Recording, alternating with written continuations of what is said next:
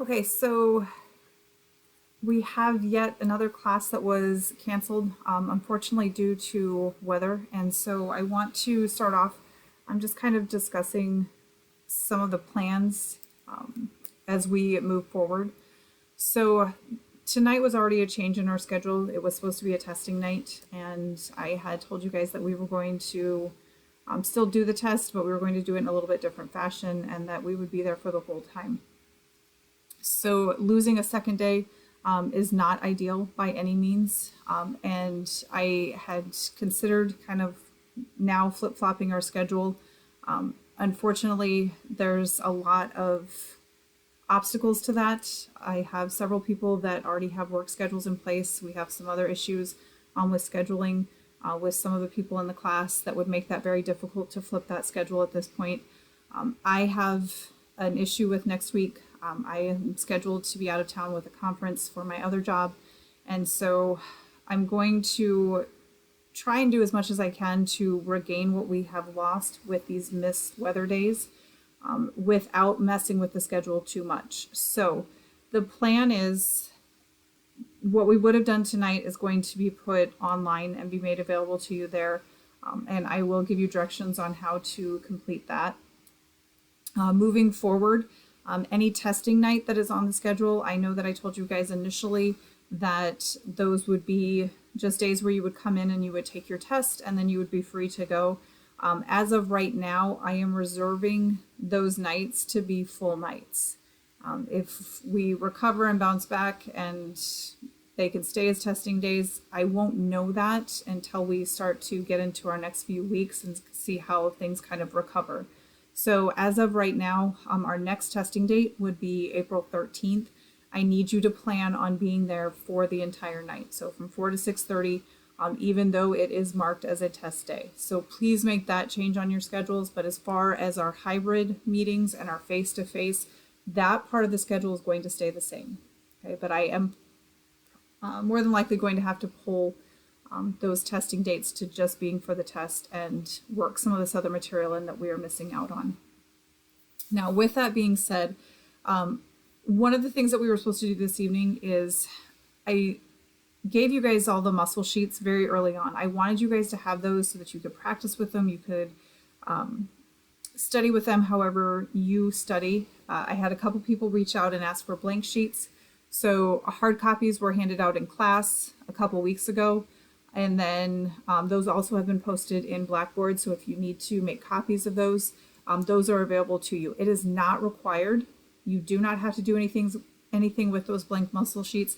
But if that's how you study, please feel free to print those off and work with those to get ready for the final. I have muscle models at West High. I want to pull out and set out on the tables and let you guys actually look at the models, find the different muscles so that you can see what they look like, where they're positioned, and start to put the names together with where they're actually at on the body. That is one of the biggest things that we've lost out on, is that time to really study and get that practice in at our face-to-face meetings. So I will work on getting that tied back in as we do have our face-to-face meetings. Anytime that we get together between now and the final, I will make sure that we are doing something with those muscles to continue to get you prepared for that final exam. So on the schedule tonight, we did not have a scheduled lecture just because of the fact that it was supposed to be a test night originally, which kind of works out nice because what I would like to do is take a little bit of time and talk to you about muscles and how they're named to kind of help you with the memorization of them. And I know when you look at muscles, a lot of times the names tend to be very long. Some of them have 3 and 4 words within their name. That's actually a benefit, I think, because when you actually look at it, all of the words within that muscle name are going to really be clues as to what the muscle looks like, where it's positioned, what it's close to, and things of that nature. So when you guys are learning the muscle names, please don't abbreviate them. Please don't leave any of the name parts off because you're actually going to make it more difficult to learn the muscles. So, and that's really key also when we get into the final exam. You can't leave any of those name parts off. So we have the bicep brachii, which is in the arm, and then you also have the bicep femoris. That's in the leg. So if you're learning them and you're just learning them as bicep, that's going to become difficult when we get to the test. So please make sure. We also have the extensor digitorum, which is in the arm, and you have the extensor digitorum longus, which is in the leg. So again, multiple places where you cannot abbreviate or leave things off. Please make sure that you are learning them in their entirety, even though right now it might seem like a lot. As we get closer to that test and when you guys actually have to take the final, you will be glad that you did not shorten those up. So when we look at the naming of muscles, muscles are going to, like I said, provide you a lot of clues. So sometimes your muscles are going to be named based on the direction that the fascicles run. So if you think back to, and I know it's been a while since we talked about the structure of the muscle, but we talked about how you have the myofibrils. Those are bundled together, and those are going to create fascicles, and then fascicles are bundled together. And as you continue to build that out, you eventually get to the muscle as a whole. The direction of the fascicles are going to be an indicator of the muscle itself. So you have the name rectus. Okay, rectus abdominis is an example of one of the muscles you need to know. Rectus indicates that the muscle, the fascicles are running parallel to each other. You have also your transverse, which they are going to run side to side, and then you have your obliques, which are going to run diagonally. So within the name, just those terms are going to tell you the direction that the muscle is running overall. You also have muscles that are named for their size. So you have terms like major and minus or minor. Those are going to indicate the size of the muscle. Major is going to be a larger muscle. Minor is going to be smaller. You have longissimus, which is telling you it's a long muscle. So again, just a lot of clues within those muscle names that are telling you different features about the muscle that can help you remember it and learn it better. The shape of the muscle. So you have muscles like orbicularis. Orbicularis, if you go back to just the beginning, orb is going to indicate circular. And so this is telling you that that particular muscle is going to be in a round shape or a round formation. Some muscles have the name pisiform attached to them. Pisiform tells you that it is wide through the middle and then it tapers as you get to the ends. So just some different terms. Deltoid is indicating a triangular shape, so it's going to have a wide base and then it's eventually going to come to a narrow point on the other end. So a lot of different terms, again, trying to help you learn about the muscle to be able to better identify it. Sometimes your muscles are going to be given a name based on their location, and this can be extremely helpful. If you think about when we had to learn the bones, within the skull you had the frontal bone, and within the muscles you have the frontalis muscle, which lays right over the frontal bone. So it's telling you location-wise where it is. The temporalis muscle lays right over the temporal bone, which you guys also had to learn when we went through the skeleton. So the bicep brachii, which I mentioned earlier, you have the brachial artery, which is running through the arm. So it's referencing that major blood vessel that it runs next to. A lot of different clues. And like I said, if you learn all the parts of the muscle name, it will really go a long way to helping you pinpoint and identify where that muscle is. Another thing that will be used within the muscle name is going to be the movement that it carries out. So you will see terms like flexor or extensor attached to the muscle name. And everybody has heard somebody ask a little kid, well, flex your muscles. And the little kid goes through this motion.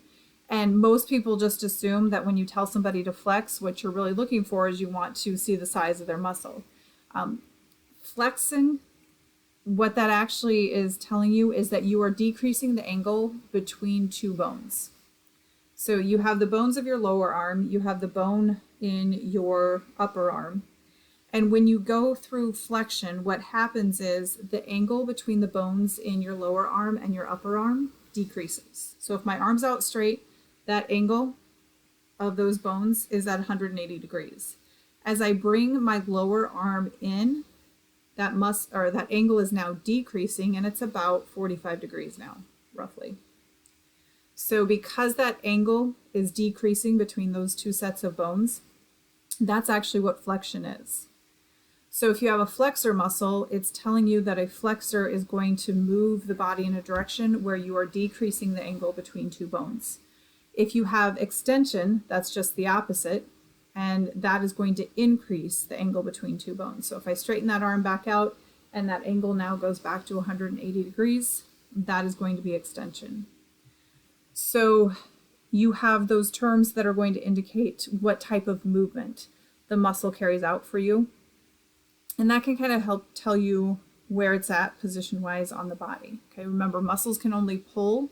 So flexors are going to be on the side that's going to cause that decrease. And then extensors are going to be on the side that would cause an increase. Another way that muscles can be named is for the number of points of origin. So muscles are going to begin and end. Typically, there's a few exceptions, but muscles will start on one side of a joint and they will end on the opposite side of that joint. That's how they carry out movement.